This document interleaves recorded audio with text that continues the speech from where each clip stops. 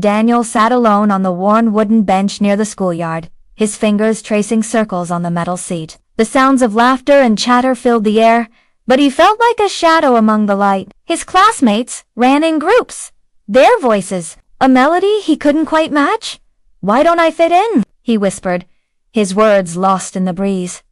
A soft, warm light appeared beside him. Daniel blinked, his heart thumping as a figure slowly took shape. She was radiant, with golden hair that seemed to float and wings that shimmered like the morning dew. Her eyes held the kindness of 1,000 sunrises. "Hello, Daniel," she said, her voice like a gentle song. "I am Seraph, and I am here to help." "Help me?" Daniel asked, his voice small. "Yes," Seraph nodded. "You feel lost, but I will show you the way." With a wave of her hand, the world around them transformed. Suddenly, they stood on a battlefield. A young shepherd boy facing a giant. Seraph spoke. "This is David." Though small and overlooked, his courage defeated Goliath. True strength is in the heart, not the size. Before Daniel could speak, the scene shifted. He was in a grand hall, surrounded by whispers and deceit. A young man named Joseph stood before his brothers, the same ones who had betrayed him. But instead of anger, Joseph's face shone with forgiveness. "Forgiveness frees the soul," Seraph said. "It brings light where darkness lingers." The world swelled again, and now Daniel found himself on a quiet hillside, a man surrounded by children, lepers, and those forgotten by society. His touch healed, his words comforted. It was Jesus, showing love to all without judgment.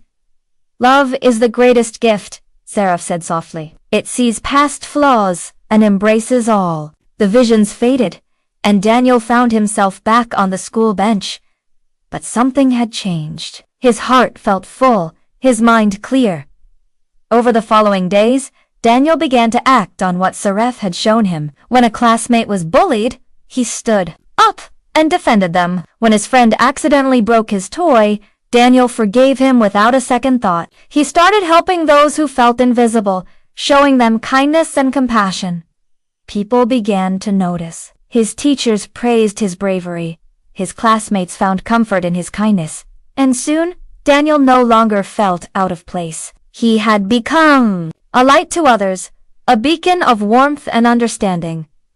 One evening, as the sun painted the sky in hues of orange and pink, Daniel sat by his window. A soft glow appeared, and Seraph stood there, her wings folding gently behind her. "You've done well, Daniel," she said. "You are living with faith, kindness, and courage." "Thank you, Seraph," Daniel replied, his voice filled with gratitude. "I promise to share these values every day." The angel smiled, her light growing softer. "I will always watch over you." And as Seraph faded into the twilight, Daniel knew was never truly alone. His heart was strong, his spirit bright, and his story just beginning.